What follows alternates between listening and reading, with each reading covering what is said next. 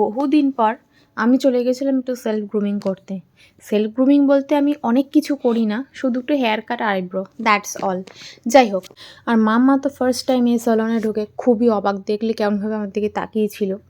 আর ওকে এতদিন ভেতরে কখনো আনি, যখনই আসতাম হয় আমি কখনো কিছু করতাম বা সুমন কখনো কিছু করতো, উল্টো দিকের লোকটা আমরা ওকে বাইরে নিয়ে ঘোরাঘুরি করতাম, কারণ ও এক জায়গায় থাকতে চাইতো না। এই প্রথমবার আজকে ভেতরে এসছে আমাদের সাথে, সবটা দেখছে, ও তো পুরো অবাক। আর এই টাইমটা এত আরাম লাগে না, আমি খুব একটা যদিও ফেশিয়াল টেশিয়াল করি না, খুব একটা কি করিই না, তাহলে না জানি কত আরাম লাগতো। মাথায় কেউ হাত দিলে মনে হয় কি মাথাটা বেশ মাসাজ করেই যাক, আর আমি চুপচাপ চোখ বন্ধ করে বসে থাকি। ওই দেখো মাম্মাই দুষ্টুমি করছিল, তাই জন্য মাম্মাইয়ের সাথে আমি একটু টুকি খেলে নিচ্ছি আয়নায়। তবু মানে ওকে রাখাই যাচ্ছে না। ওর এখন একটা এরকম ব্যাপার হয়েছে, আমাকে কেউ যদি কোনো রকমভাবে ধরে, সে ঘরের লোক তো অবশ্যই, মানে বাইরের লোক তো অবশ্যই, ঘরের লোক হলেও ও সেটা পছন্দ করে না, চিৎকার করতে থাকে, মানে আমাকে কেউ টাচ করবে না ও বাদ দিয়ে। এই ব্যাপারটা ওর মধ্যে গ্রো করছে আর কি, ওই বয়সের সাথে সাথে।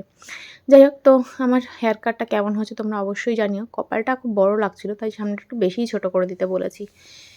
তো এটা হচ্ছে ফাইনাল রেজাল্ট। যদিও এটা সেট করা, কালকে চুলে জল লাগালে আবার অ্যাজ ইট ইজ হয়ে যাবে, তবু চুলটা কাটলে ভালোই লাগে। তো তারপরে এসেছিলাম একটু মাম্মার দিয়া বাড়ি ঘুরতে। এই যে এসে দিয়ার সাথে খেলছে, প্রথমে তো এক পোস্ত কান্নাকাটি করলো।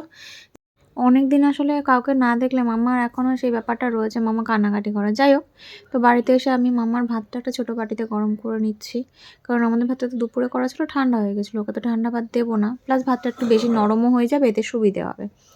তো ভাতটা গরম করে ওকে খাওয়াবো, খাওয়ানোর পরে তারপর আমরা ডিনার করবো অ্যাজ ইউজুয়াল, যেরকম রোজ করি। তো আজকের ভিডিওটা, মিনি ব্লগটা কেমন লাগলো অবশ্যই জানিও। আর এখানে দুজন মিলে বাবা আর মেয়েতে ভূতের নৃত্য শুরু করেছে।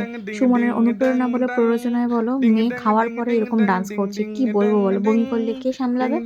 যাই হোক, তো বিছানাটা বড্ড এলোমেলো, সরি। ভিডিওটা কেমন লাগলো জানিও অবশ্যই, ভালো লাগলে লাইক দিয়ে দিও, চ্যানেলটাকে ফলো করে দিও।